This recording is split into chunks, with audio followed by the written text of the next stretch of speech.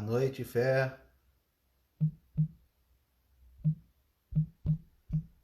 Vamos esperar o pessoal entrar aí, a gente já chama nosso convidado.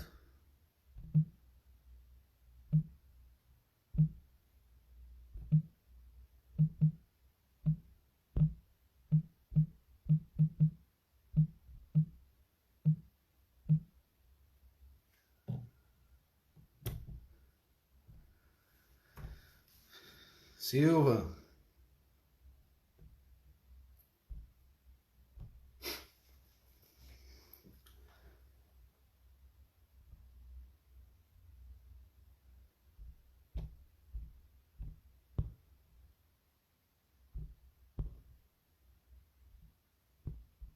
Vamos aguardar aí o pessoal entrar, a gente já vai chamar o professor Rogério Micali.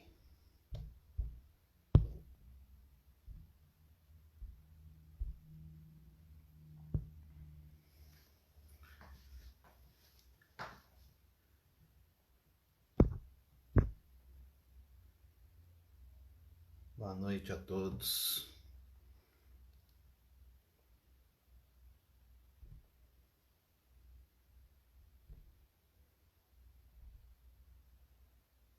Bruno Franco.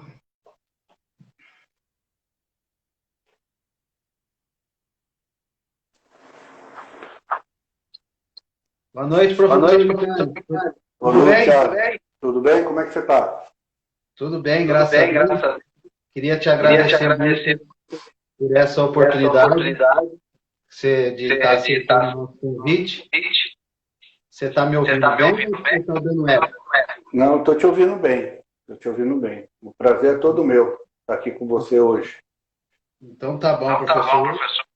A ideia realmente dessa live é realmente gerar conteúdo, né? Conversando com algumas pessoas, eu decidi fazer essa live para a gente estar passando um pouco da nossa experiência e aprendendo muito mais com vocês, que tem uma experiência muito mais a passar para a gente. Então, por isso que eu tenho feito essas lives aí com vários profissionais. E aí, muita gente já te conhece, professor, mas sempre tem alguma pessoa que não conhece, alguma pessoa nova, né? Pessoas que não são ligadas muito ao ramo do futebol. E eu queria fazer uma breve apresentação do senhor. Tá, joia? Ok, vamos lá. Então, vamos lá. Deixa eu abaixar um pouquinho meu áudio aqui. Rogério Micali trabalhou no Galo de Maringá, Marcílio Dias, Londrina, Portuguesa Londrinense, Chapecoense, Figueirense, Atlético Mineiro, Prudente, Paraná Clube, Cruzeiro, Seleção Sub-20, Seleção Olímpica. Professor, faltou algum clube? Não, sobrou aí. Sobrou o Chapecoense, eu não trabalhei na Chapecoense. Que é mais o Galo, em vez de ser Galo, é a DAC, o nome. Eu tive uma passagem pela DAC, era de Campo Mourão. Mas é isso aí, esse é o meu histórico. De Campo Mourão. Eu vou listar alguns títulos. Se tiver algo errado, o senhor pode me corrigir à vontade. Campeão olímpico, né, nos Jogos de 2016 com a seleção brasileira, vice-campeão sub-20 na Nova Zelândia, medalhista pan-americano dos Jogos de Toronto em 2015, campeão da Copa São Paulo de Futebol Júnior em 2008 pelo Figueirense, campeão catarinense sub-20, campeão da Taça BH 2010 2011, campeão mineiro sub-20 2010 2012, bicampeão do torneio internacional ICGT na Holanda 2011 2012, torneio de Enemetal na Alemanha sub-20 2014, em 2012 Copa Itaguaré sub-17, Copa Jaci SCAF sub-20, Copa Tribuna de Futebol sub-20 e Jogos Abertos do Paraná 2003. Tem mais algum título aí desses milhares aí, professor? Não, só esse. Perdi muitos também, perdi muitos. Ganhei alguns e perdi outros. Fui vice-campeão de alguns aí. Mas São esses os títulos aí que a gente conseguiu nessa trajetória. Parabéns, professor. Trajetória linda. Falar para o pessoal aí que está acompanhando a gente que ao longo da live a gente vai procurar responder, perguntar todas as perguntas aí para o professor Micali. E, professor, o senhor fica à vontade, se caso encontrar algum conhecido aí nosso, em comum ou não, para mandar um abraço, para fazer algum comentário, tá? Tá jóia, tá bom. Professor, eu queria que o senhor relatasse para a gente como que iniciou o futebol na sua vida, como que foi o processo de você passando realmente a gostar do futebol. É lógico que é uma paixão nacional, a gente desde criança, todo garoto já sonha em jogar ou gostar do futebol, mas como que foi esse processo na sua vida? Eu fui um garoto desse, né? Sonhador, amante do futebol, querendo me tornar um jogador de futebol, jogador de várzea, que atuei muito, principalmente em São Paulo, joguei muito na várzea em São Paulo, isso muito jovem, saía cedo. Antigamente nós tínhamos o dente de leite, né? Eu acordava muito, 5 horas da manhã para poder jogar. Então, é um cara que fui muito apaixonado por jogar futebol. Minha trajetória como jogador, eu comecei a fazer testes. Eu nunca fui um cara que tive muitas ligações, né, com pessoas influentes do meio. Desde a minha carreira até hoje, é muito pautada em muito trabalho, muita luta, muita resiliência, né, para Sim. enfrentar tudo que a profissão ela nos coloca como obstáculos, né? Então, desde jovem, eu sempre quis ser um jogador e sempre fui atrás desse sonho através de peneiras, como tantos garotos vão, né? Você se inscreve no clube e tenta ali a sorte em 30 minutos jogando futebol. E em algumas peneiras dessas eu fui selecionado, tentando ali permanência em clube, mas sempre muito difícil, porque quando você vem da peneira, o olhar é diferente, né, dentro do clube. Eu sei porque eu trabalho hoje com isso, eu sei como funciona. Então, eu sempre tive muita dificuldade, mas uma vez, uma dessas peneiras, eu acabei passando no teste, né? Eu passei no Londrina, e no Londrina iniciou a minha trajetória realmente como jogador. Ali eu pude fazer a base, joguei lá durante 4 anos em base, fui profissionalizado no clube, joguei por alguns anos também, mas encerrei a carreira muito cedo, né? Achei que tinha que caminhar por outras áreas, né? Mas dentro do futebol, tentar, o sonho ele estava ali, o sonho de viver dentro desse mundo sempre me acompanhou, essa paixão. Então dali eu montei uma escolinha em Londrina, depois de algum tempo fui dar aula até que eu tive uma oportunidade, fui convidado para ser treinador de futebol numa equipe pequena de Londrina, né? Tive essa oportunidade. E ali eu comecei a militar aí pela área de técnico, né, de futebol. E o senhor começou em qual categoria? Eu já iniciei na sub-20. Então, minha carreira era muito pautada nessa categoria, né? Eu comecei em 99, né, sendo treinador de sub-20. E sempre foi a categoria que eu transitei mais, né? E aí, começando com essa oportunidade, eu vi a necessidade de me formar, porque antes, quem quisesse ser treinador de futebol, ele precisava ter o CREF, né? A Sim. gente tinha que ter o CREF. Aí tinha um provisionado e o da faculdade, aquele que você vai atrás estudar. Eu falei, bom, já que eu vou ter que tirar mesmo, eu vou correr atrás. E entrei na faculdade e me formei em educação física. Demorei um pouco mais, porque eu mudava muito de clube, né? Eu acabei saindo do Paraná, fui trabalhar no Figueirense 4 anos, e aí a grade é diferente, né? Isso é uma coisa que no Brasil também atrapalha muito. A grade das universidades, elas são diferentes, e aí você demanda um tempo maior para você conseguir passar por tudo. Mas consegui me formar, né? Consegui tirar o CREF para poder trabalhar, e daí em diante fui tentando me aperfeiçoar cada vez mais. Como eu falei, eu nunca tive assim grandes indicações, grande personalidade do futebol que me deram chances ou me levaram a algo. Sempre foi através de muito trabalho e de conquista, né? A minha carreira, pelo currículo que você até citou, ela sempre vem de uma conquista, né? Ela sempre tem um fato no decorrer dela, um fato importante que marca a minha trajetória e que me dá uma oportunidade a um novo trabalho, a uma coisa maior. Então, a minha carreira sempre foi pautada nisso, em conquistar algo para ter uma nova oportunidade. E o senhor relatando isso me faz lembrar um pouco também da minha carreira, logo que eu parei de jogar profissionalmente. A única coisa que passou na minha cabeça é, meu, a gente desde pequeno só vivencia o futebol, o que eu sei mesmo fazer de melhor é o futebol, então eu vou para a parte de ser treinador. Jamais pensei em ser um preparador físico. E aí eu tentando já estudar, tentando já fazer estágios, eu me deparei com aquela situação da época que tinha a briga entre o CREF e a BTF. Um quebrava a liminar do outro.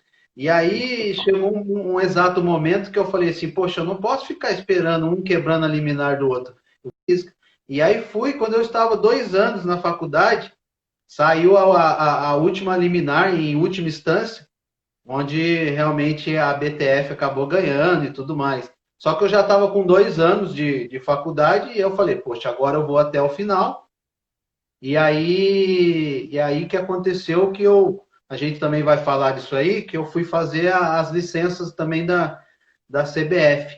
Então, o senhor fazendo esse relato aí, me veio muito à memória. E eu tive a oportunidade, né, de bater um bate-papo também com o Muricy, onde ele fala da importância de nós treinadores começar realmente pela base, para você realmente pegar essa experiência, esse que nós podemos na base, que é na base que nós podemos, vamos dizer assim, entre aspas, errar mais, né? Então, é esse erro na base que ela te dá essa possibilidade de você aprender e crescer. E aí eu tive a oportunidade de fazer alguns estágios com o Fábio, com o próprio Roger Machado aí no Atlético, aqui mesmo no Taubaté, onde trabalhei por 6 anos seguidos. E aí, como o senhor falou, a sua carreira até hoje é pautada realmente de resultados, porque, pelo que o senhor está falando para mim, você não teve esse momento assim de poder fazer um estágio com alguém, né? O senhor já foi direto já no sub-20 ou o senhor conseguiu ainda pegar um estágio com algum treinador? Não, não, exatamente, eu fui direto no sub-20. Eu nunca tive a possibilidade, eu mirei isso durante algum tempo na minha carreira. Eu mirei ser um auxiliar do clube, um auxiliar fixo do clube, para poder ter a possibilidade de ver outros trabalhos, né? Ver outros profissionais atuarem, como que era o dia a dia, como conduzia vestiário, como conduzia os treinamentos, a montagem de treinamento. Então, assim, eu não tive essa oportunidade. Sempre fui, meu trabalho foi pautado em ser o treinador mesmo, no sub-20, um treinador principal. Nunca houve essa possibilidade, até porque os clubes que eu trabalhava, quando existia essa possibilidade de poder eu ter essa chance, o clube colocava na balança a importância do trabalho que era executado na base, a formação que a gente fazia, o retorno que a gente estava dando, inclusive de atletas, de financeiro, para manutenção do clube, e perder essa peça, essa engrenagem que estava dando certo nas categorias de base. Então, eu sempre tive esse obstáculo também. As pessoas não me davam essa chance, porque se eu saísse do lugar onde eu estava, poderia ser um prejuízo para o clube. Então, o meu interesse particular, ele sempre era ofuscado pelo interesse do clube. É melhor você ficar onde você está, que você é importante nesse trabalho para a gente. E eu era muito bem remunerado para fazer. Então, aquele lugar, você faz a coisa com prazer, você tem satisfação, você é bem remunerado, o clube te valoriza, te dá importância, né? Porque quando chega um presidente e diz para você que o seu trabalho é imprescindível naquele setor, é uma valorização, você se sente prestigiado, né? Então, é isso. Então, eu acabei não transitando, não fazendo esses estágios, né? Que eu considero importante, eu acho que faz parte do processo, né? Você ter uma chance de ver outros trabalhos. E encarei, sempre fui direto. Na verdade, eu aprendi muito na minha prática, e é lógico que aí eu fui correr atrás de tudo aquilo que cerca um bom trabalho, que é a estruturação de treino, é você conseguir estruturar suas ideias, planificar isso, conseguir traduzir tudo isso no seu dia a dia de trabalho. E aí eu tive a oportunidade, através da seleção brasileira, de conhecer seleções, né? Principalmente seleções europeias, que foi o caso que eu tive uma abertura maior, foi a alemã, a portuguesa e a espanhola, né? Conversei sobre metodologia com essas seleções, trocando ideias, e clubes grandes do mundo, né? Real Madrid, Barcelona, Porto, Benfica, Bayern de Munique, cada um com sua particularidade, e isso agregou muito nas minhas ideias, na minha forma de trabalhar. Então, assim, eu não tive essa oportunidade, como até eu pude proporcionar a alguns profissionais hoje que estão no mercado bem, como o Odaí, que foi meu auxiliar na Olímpica, o Odaí hoje é o treinador do Fluminense, o Odaí passou por esse estágio, foi muito importante para ele. O próprio Barroca, que hoje é do Curitiba, foi meu auxiliar, e hoje ele é o treinador do Curitiba, e foi auxiliar de outros treinadores. Eu acho fundamental, acho que você tem uma chance dessa, você cria um parâmetro, né, daquilo que você quer realizar como treinador, aquilo que você quer fazer, né? Então, eu sempre fui treinador, não tive essa chance.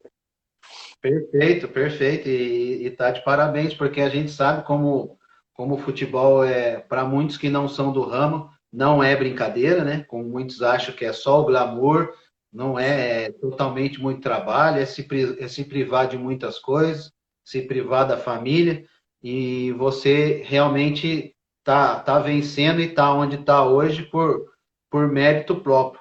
Professor, eu estou como treinador já há 8 anos, e nessa vivência de 8 anos a gente vai vivenciando várias situações, vamos aprendendo com o erro, vamos realmente tendo as nossas convicções, e eu tenho para mim assim que nós treinadores, eu queria que é importante sempre a gente estar acrescentando alguns pilares a mais. Como treinador, tanto de base como profissional, eu acho fundamental nós ter uma boa gestão, uma boa liderança, uma boa comunicação, ter um controle emocional hoje que é fundamental. Você acha que o senhor, com a sua experiência, acrescentaria mais quais pilares, né, como treinador? Fundamental para a nossa carreira. Os fundamentais é isso. Você tem bom, primeiro você tem que ter, primeiro você tem que entender aquilo que você faz, né? E se fazer entender. Isso é fundamental, a comunicação com o meio que você atua, né? Isso não é só com os atletas, com comissão técnica, com diretores, hoje já é com torcida, com presidente, com todo o que está em torno da nossa profissão. Hoje, um treinador ele tem que dominar todas as áreas. Não é um pouquinho de cada área. Ele tem que ter um domínio para ele poder sobreviver. Porque não adianta nada você ser um bom treinador teórico, um bom treinador com um conteúdo incrível, dia a dia de treinamento formidável, mas o seu relacional, o seu interpessoal é ruim. Você não vai conseguir atingir os seus objetivos em relação aos caras entenderem, aos caras estarem com você, ainda mais em determinados clubes, principalmente os maiores, né? Que aí envolvem a questão do ego, né? do cara ter um nome já no futebol nacional e internacional. Então, saber se relacionar com todo o entorno ele é fundamental, tanto quanto você ter conteúdo para poder saber fazer um bom dia a dia de trabalho e as suas ideias em prática. Então, são alguns pilares eu acho que esses pilares aí são fundamentais. Você já citou praticamente todos, mas esse é um caso até que eu estava pensando esses dias, eu estava pensando muito nisso, eu estou vendo hoje um momento do futebol, sabe, onde o conhecimento está brotando, ele está jorrando. Isso que nós estamos fazendo aqui agora. Quantas pessoas estão passando aí, e pessoas nos ouvindo, ela vai colocar assim, bom, isso que o Ricardo está fazendo, claro está fazendo, eu não vou fazer. Isso é um conhecimento. É como não fazer. Né? E outros tantos que a gente vê aqui. Só que, assim, tudo isso é importante, é formidável. Eu acho que nós estamos bebendo, até pelo momento do treinador brasileiro, que a gente está sendo muito depreciado, né? como treinadores arcaicos, ultrapassados. Venderam isso para o nosso torcedor. Né? Venderam isso, a mídia vendeu. Ela comprou essa ideia, que é uma ideia que foi gerada no mundo todo e tem as suas razões. Realmente, alguns trabalhos não foram bons, não digo não só em resultado, mas em trabalho mesmo, dia a dia, porque às vezes você ganha, mas não sabe nem por que ganhou. Né? E é a mesma coisa quando se perde, né? Não existe. É aquele oba-oba, ganhar está tudo ótimo, perdeu nada presta. A nossa cultura ela é muito assim. Então, assim, venderam muito isso, né? Que o brasileiro ele não tem conteúdo, está ultrapassado. Só que, assim, as pessoas não param para analisar o contexto, principalmente de quem trabalha dentro do Brasil. Quem trabalha dentro do Brasil, geralmente, até existe isso ainda, praticamente não se tem semana de trabalho. A semana do treinador brasileiro ela é totalmente voltada a recuperar de um jogo e uma preparação mínima para o próximo jogo. Então, que conteúdo você vai poder transmitir para um atleta teu? Que conteúdo você vai poder implantar dentro de um grupo de trabalho, dentro, né, de um grupo de jogadores? O que acontece, aí alguém vai falar assim, mas Rogério, como é que o Jesus veio aqui e conseguiu? O Jesus ele teve um mês de preparação na Copa América. Ele pegou um elenco extremamente qualificado. Quando eu digo qualificado, ele não é só qualificado técnica, taticamente, cognitivamente, que os jogadores são acima da média. Não é à toa que jogam num grande clube com as maiores remunerações do futebol brasileiro. Tem um mérito. E outra coisa, 74% daquele elenco, eu fiz esse levantamento, já teve alguma experiência com metodologia europeia. Exato. Ele ou jogou, ou trabalhou na Europa, ou vivenciou a seleção do seu país. Então, isso tem influência numa formatação de um trabalho. Se você faz aquele mesmo trabalho do Jesus e pega qualquer time da Série B do Brasil, ele vai demandar um tempo muito maior de maturação do que aconteceu no Flamengo. E só para você ter uma ideia, no Flamengo, os primeiros jogos ele não foi tão bem. Ele perdeu a Copa do Brasil, foi desclassificado, o Atlético Paranaense. Andou perdendo para a Bahia ou empatando. Depois o time engrenou, porque ia engrenar. E ainda teve aquele jogo do Emelec. Então, assim, o que acontece é que a gente, aqui no Brasil, e aí eu vou voltar ao Jesus, depois disso ele não mudou o time praticamente. Ele manteve aquele time do início ao final do Mundial. Poucas mudanças. E isso mostra para ele também, e no final ele viu, o desgaste que o time vai chegar lá no final, na grande competição, as lesões que aí o departamento médico do Flamengo tem que tirar o chapéu, porque recuperou alguns jogadores que era impossível praticamente de recuperar, e ele recuperou, tipo o Diego, e outros que a Rafinha teve uma recuperação fantástica também, foi um trabalho brilhante. Então, assim, o treinador brasileiro, voltando para a gente, a nossa semana ela é feita de jogos e recuperação.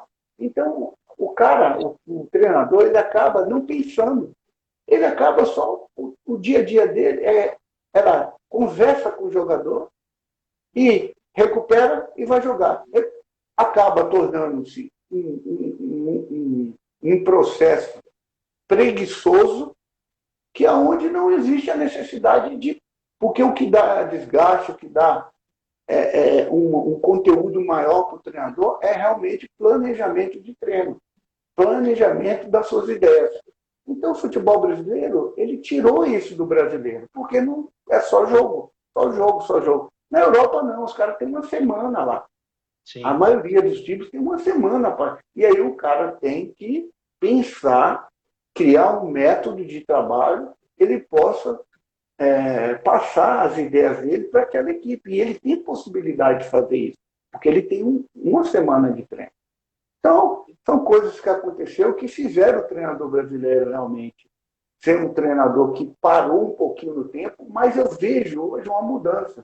Eu vejo muita gente buscando esse conteúdo que está borbulhando. Agora, também tem que se tomar cuidado com isso, porque não vai acreditar, os treinadores que estão iniciando, que todo esse conteúdo que a gente está vendo, tudo isso que está borbulhando, uma nomenclatura aí vasta, né, coisas assim, que você vai conseguir colocar isso tudo em um mês de trabalho, 6 meses de trabalho. Você vai cair antes de conseguir colocar todas essas ideias. Porque o que rege o nosso trabalho no Brasil é o resultado imediato.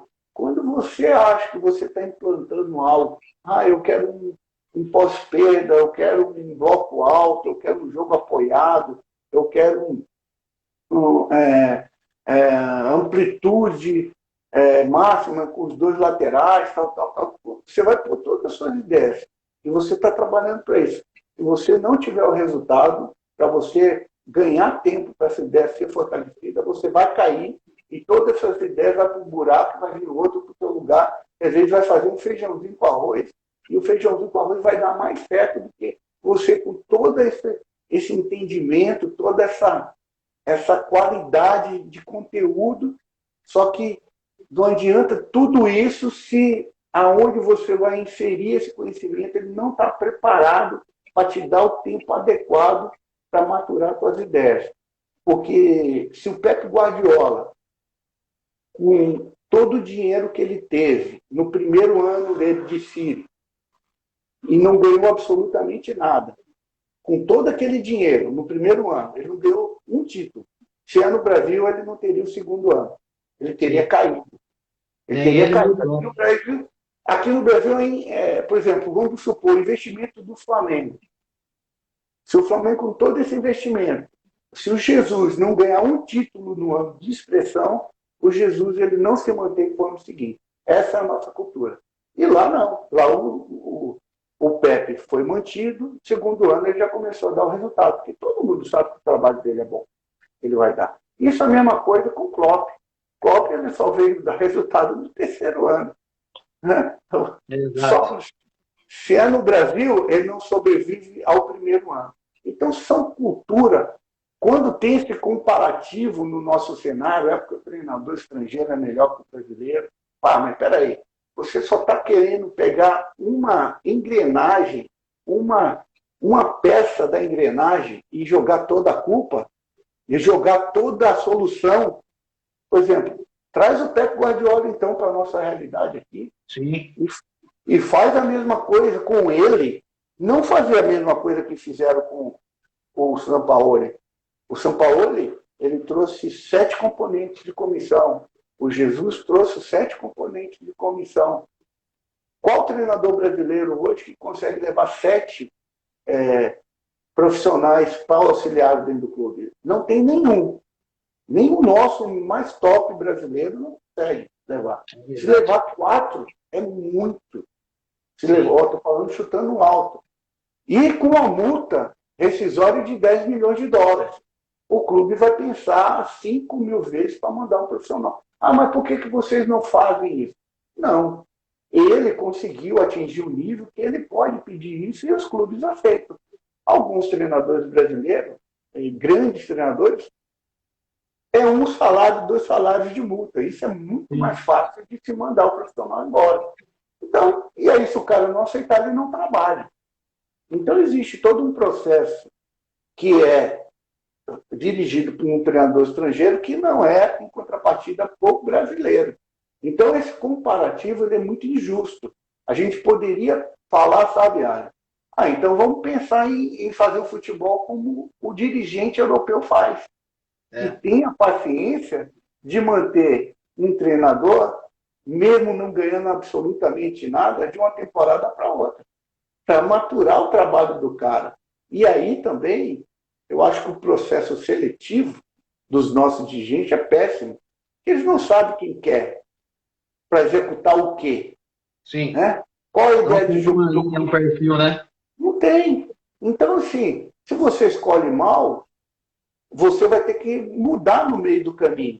E se você mudou no meio do caminho, é porque você não soube escolher. A responsabilidade é tua também. O que eu vejo no dirigente europeu é que ele é muito seletivo na hora de contratar. Ele vai no mercado e pesquisa as características do treinador para ver se adequam à forma de pensar do clube. O maior exemplo disso é o Barcelona, que, a não ser em casos extremos, ele vai no mercado e contrata um treinador, como agora ele contratou, que foge, que não tem uma identificação com as características de fazer futebol do clube. Professor, só te cortando rapidinho, o senhor citou o Barcelona aí, daí o senhor pode continuar no seu raciocínio. Se eu estiver errado, o senhor me corrige, fica à vontade. Eu vejo o Barcelona, por exemplo, o clube mais diferente do mundo, onde a gente vê todos os clubes formando atletas, tanto para municiar o profissional e também para venda. E o Barcelona é completamente diferente. Você vê o Barcelona trabalhando o clube como um todo, desde o seu sub-11 até o profissional, numa só metodologia, o que eu acho que aqui no Brasil não dá certo, até para você não robotizar o atleta, não sei o que o senhor pensa com relação a isso, o senhor vai poder falar, e ele trabalha especificamente para municiar o profissional, e por isso ele faz poucas vendas. E aí, parte desse princípio que o senhor colocou, por isso que eu quis interromper o senhor, porque ele traz realmente o treinador voltado para a sua metodologia, para a sua filosofia de trabalho, onde o treinador vai se encaixar na metodologia do clube. Não sei o que o senhor pensa com esse relato que eu fiz. Não, é exatamente isso. O processo do Barcelona, eles sistematizam esse processo da categoria mais jovem até a sub-70, que eu chamo, né? Até 70 anos é o mesmo. Os caras que saem do Barcelona eles vão continuar naquele processo. Isso é uma fábrica. O Barcelona é como se fosse uma fábrica de um produto, uma cerveja. Tem lá o líquido, tem lá a garrafa, tem o rótulo, tem a tampa, e aquele processo ele começa, vai, e chega um momento que essa engrenagem ela está tão automatizada que ela funciona de uma forma perfeita, porque todos os profissionais que estão inseridos dentro desse clube, eles são preparados para executar exatamente, fazerem parte desse processo da fábrica. Então, o jogador, ele é preparado no Barcelona para atender os anseios daquele clube. O Barcelona ele não quer preparar um jogador para venda, não é um jogador para mercado. E eu vou te dizer mais, nesse período todo de Barcelona, formação, se você colocar nas duas mãos quantos jogadores saíram do Barcelona, formados no Barcelona, top, e atuam em clubes top da Europa, você não vai encher as duas mãos. Eu estou sendo generoso. Você vai falar assim para mim, Pedro. Eu, sinceramente, não consigo lembrar aqui. Pedro, não tem. Por quê? O processo formativo sistematizado, ele forma o atleta para uma característica apenas de um jogo. E quando esse atleta ele vai se depara com outra característica, ele tem um pouco mais de ele tem mais dificuldade de assimilar aquela nova metodologia. É por isso que eu falei que quando Jesus veio para o Flamengo, e ele tem Diego Alves, ele tem Rodrigo Caio, que nunca trabalhou fora do país, mas é o melhor zagueiro brasileiro com estilo europeu. Por isso que eu levei para a seleção olímpica. Sim. É um dos melhores iniciadores de jogo do nosso futebol. Eu escolhi ele e o Marquinhos para iniciar a minha construção na seleção olímpica, porque é a característica que eu precisava. E o Jesus tem ele lá. Tinha o Pablo, aí as laterais, Rafinha e Felipe Luiz, são europeus. Trouxe o Gerson, o Arão já teve experiência na Europa também, pouca, mas teve. Aí, de um lado, tem a Arrascaeta, que já trabalhou também, conhece. O outro lado é o Everton, tem o Everton, né? Então, assim, aí à frente, Gabigol saiu agora para a Europa, experimentou Itália, experimentou Portugal, viu essa metodologia. Ou seja, os caras estão adaptados a esse processo. Então, é muito mais fácil você implantar isso. Entendeu? Sim. Então, aí voltando ao Barcelona. O Barcelona, ele faz o jogador, o processo dele é para ele. Não interessa que aquele jogador, ele não tem interesse daquele jogador saia de lá e seja comercializado. Tanto é que quando o jogador sai do Barcelona, e o Barcelona tem interesse que ele permaneça, ele sai de lá estigmatizado. Como desertor, como o Neymar foi, saiu de lá, a torcida detesta. Por quê? Porque o Barcelona não quer vender, o Barcelona quer ganhar título, ele quer o jogador para ele. Então, a forma de trabalhar a base é diferente, né? É diferente de um Porto, de um Benfica, que esses clubes europeus são vendedores. Eu tive lá conversando também, entendendo um pouco, por isso que eu estou dando esse paralelo, porque são características diferentes. O Porto, ele vem aqui no Brasil, ele leva, dá uma moldada, adapta o jogador que ele comprou no Brasil por um período na forma, na metodologia de trabalho europeu, depois ele faz o trampolim para o maior. Né? Que é o caso do zagueiro, até que era do São Paulo e foi para o Real Madrid, foi muito rápido. Então, esse é o processo. Essa é a Felipe, né? Felipe do Corinthians. É a sacada dele. Eles implantam, eles vêm aqui, captam o atleta, chega lá, coloca essa carga de treinamento, implanta, coloca o chip, que eu falo, né? O HD do cara com a metodologia de trabalho europeia, que é muito parecida em todas as regiões, independente de país. E aí o cara, ele vai estar preparado, ele vai estar apto em trabalhar em qualquer clube do Brasil. Voltando ao Brasil. Aí você vê o Jesus, o pessoal traz o Jesus, e abre o cofre para ele. Jesus, quem que você quer? Ele, como é um cara experiente, um baita treinador, ele vai no mercado e ele vai buscar jogadores com a característica de treinamento, de trabalho que possibilite ele ter uma resposta muito mais rápida. Aí ele traz os europeus, né? Ele traz os jogadores que têm essa particularidade.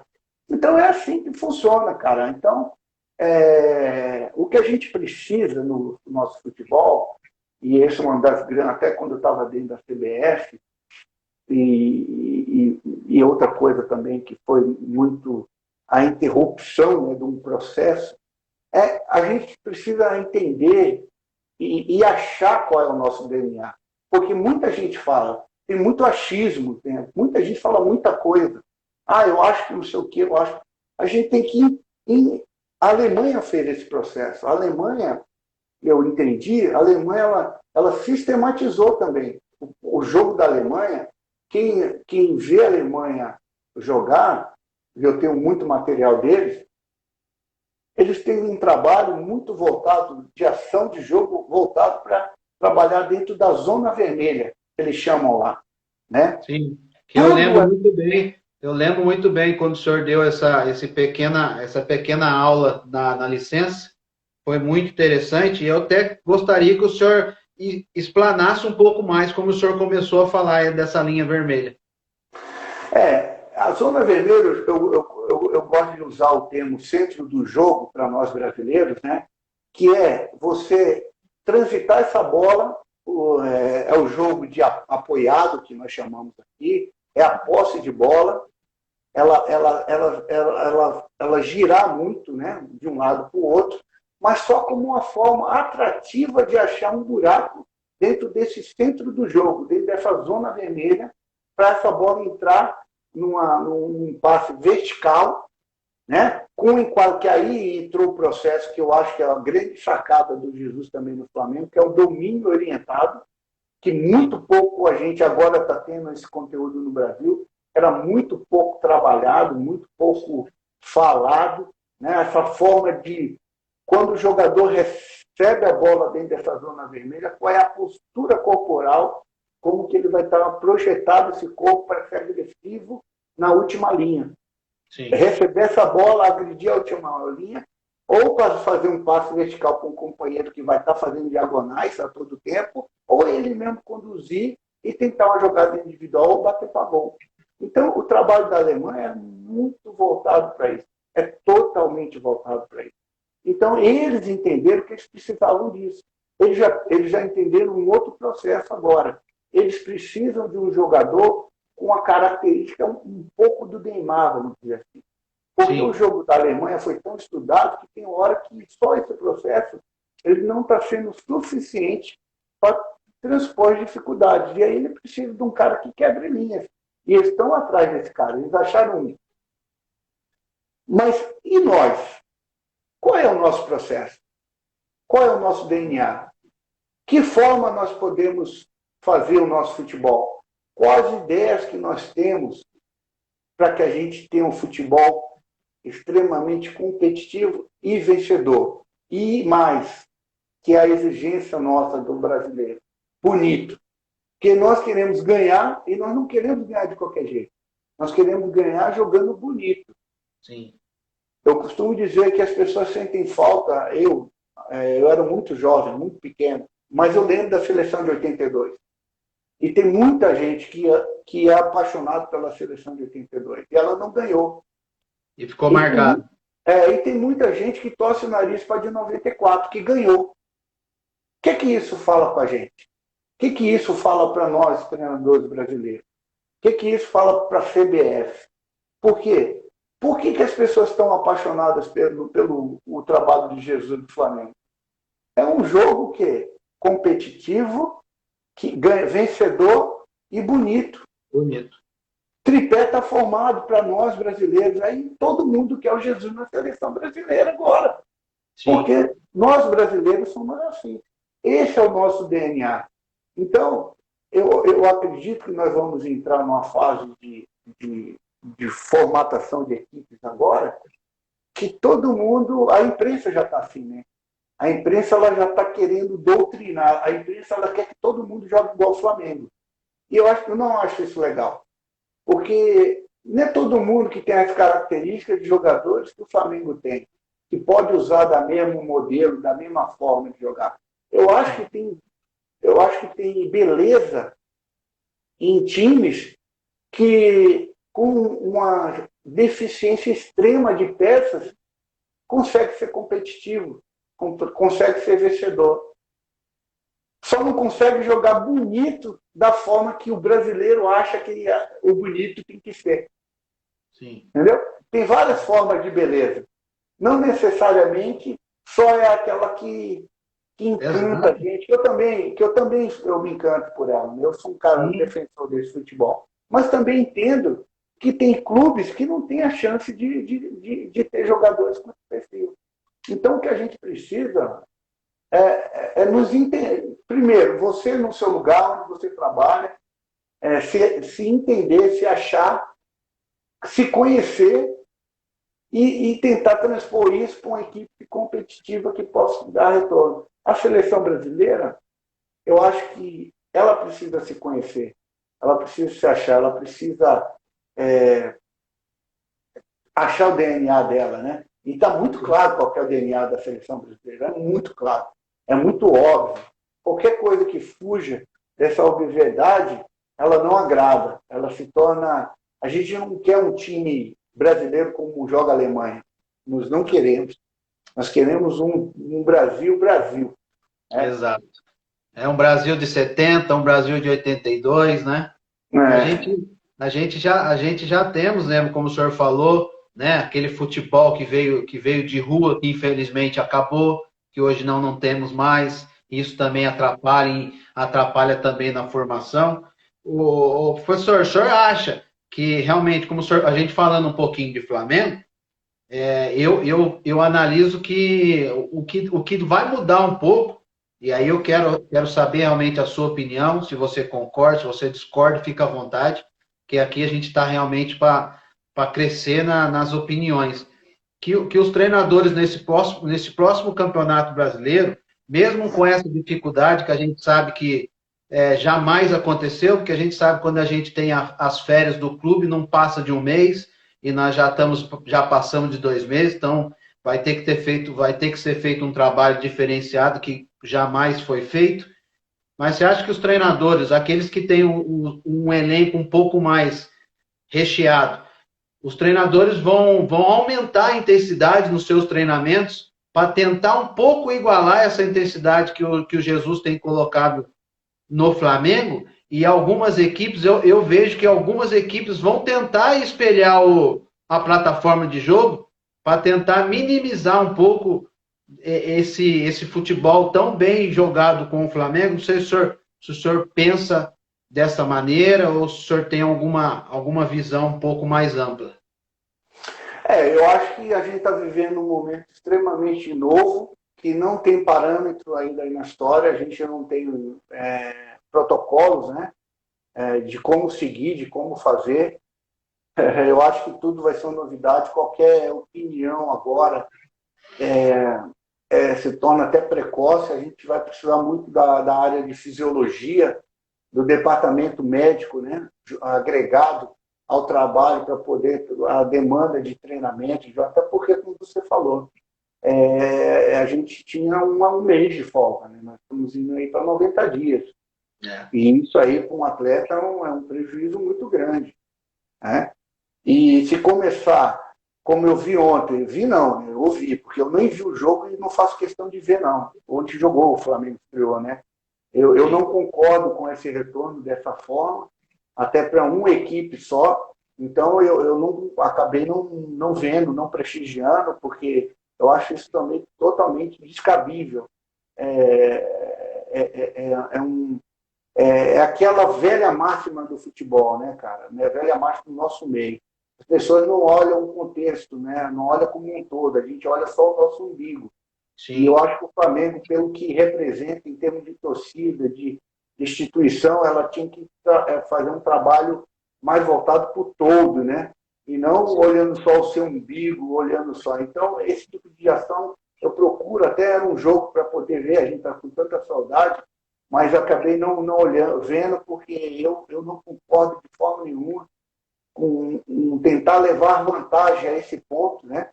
De algumas equipes, como o Botafogo e o Fluminense, nem retornando aos trabalhos em forma coletiva e o campeonato sendo iniciado. Então, isso é um prejuízo, né? Que uma equipe com essa dimensão traz ao esporte como um todo. Eu acho que a questão de treinamento vai ter que ter muita cautela, porque a questão de lesões ela pode se intensificar, ela pode ser um fator que pode tirar muitos jogadores, principalmente no início. Nem todos os clubes têm um departamento tão bom quanto o Flamengo tem, de análise, de ciência muito envolvida com tudo aquilo. Tem clubes na Série A que não tem, né? Tem ali um fisiologista que o cara se vira nos 30 ali para poder ajudar a minimizar os possíveis as lesões. Então, eu acho que como eu falei, eu acho que é precoce, eu não tenho uma ideia ainda. Como eu estou trabalhando na base atualmente, a base é muito mais tranquila, a volta é muito mais. Mesmo que tivesse que jogar, a gente tem como dosar bem isso, né, para não criar nenhum tipo de prejuízo. Profissional não, né? Aquilo já, o resultado já tem que acontecer de imediato e aí você vai com o que tem de melhor, porque o princípio é ganhar para se manter no trabalho. Então, não sei o que vai acontecer, só o futuro aí vai ter para a gente quem. Aí nós vamos ter um protocolo, né? Aí vamos ter Sim. um protocolo daqueles que se saírem melhor em relação a esse retorno. Sim. Professor, antes da gente entrar num assunto um pouquinho só de básico, hoje o senhor está trabalhando no Cruzeiro, também entrar no assunto de seleção, de licenças da CBF e mais alguns assuntos, eu tenho dois parceiros aqui com a minha live e, por acaso, é uma das coisas que eu acho hoje que é fundamental hoje na carreira do atleta e no todo como comissão e com todos que trabalham com o futebol.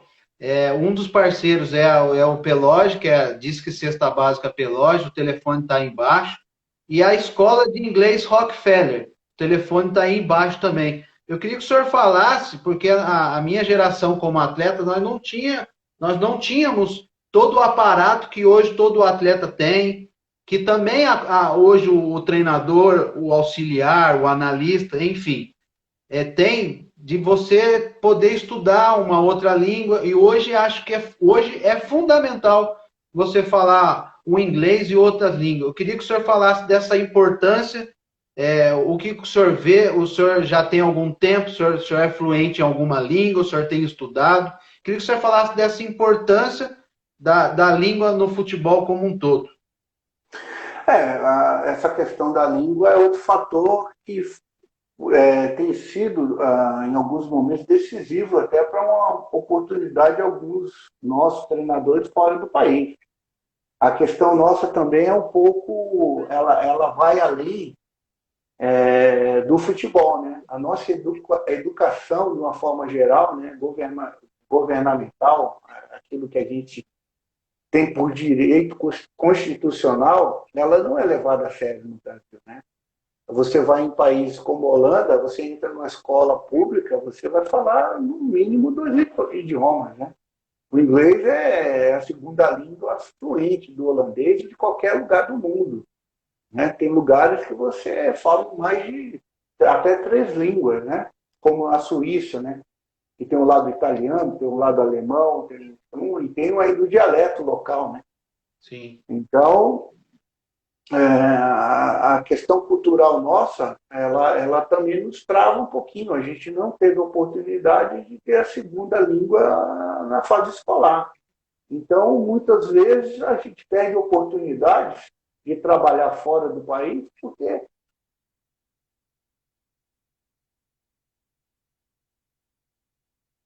tem uma possibilidade em seleções de outro estado, mas e o pessoal me perguntava, o seu inglês é fluente? Eu falei, não, o inglês não é fluente, eu estou aprendendo, eu estou fazendo mesmo, eu faço diariamente, estou muito melhor do que eu já fui, né? Tenho ainda uma resistência, porque eu estou aprendendo em inglês com 49 anos, né? Eu comecei a aprender.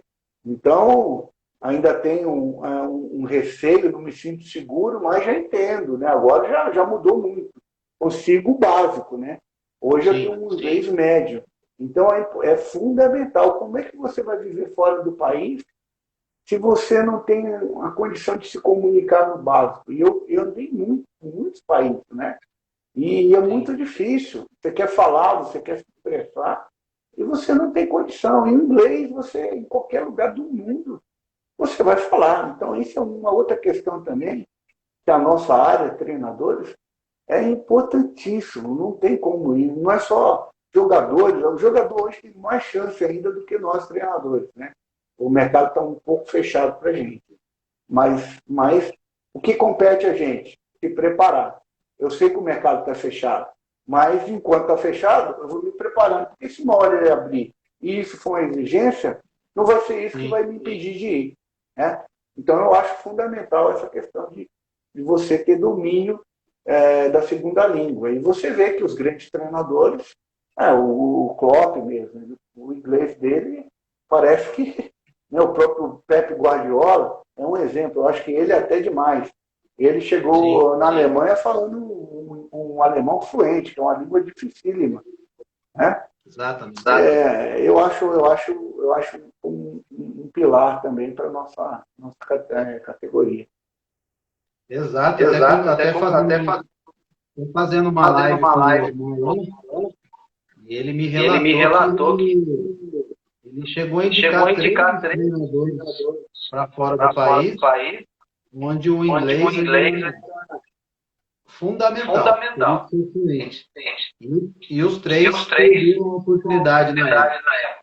E eu confesso que eu comecei agora há pouco tempo, há um mês e pouco, porque realmente vi essa necessidade, conversando com algumas pessoas, alguns empresários. Então, realmente é fundamental. Você está me ouvindo bem? Estou te ouvindo bem. Não, sem sombra de dúvida. Eu perdi a oportunidade. Já perdi algumas oportunidades por não ter o inglês fluente.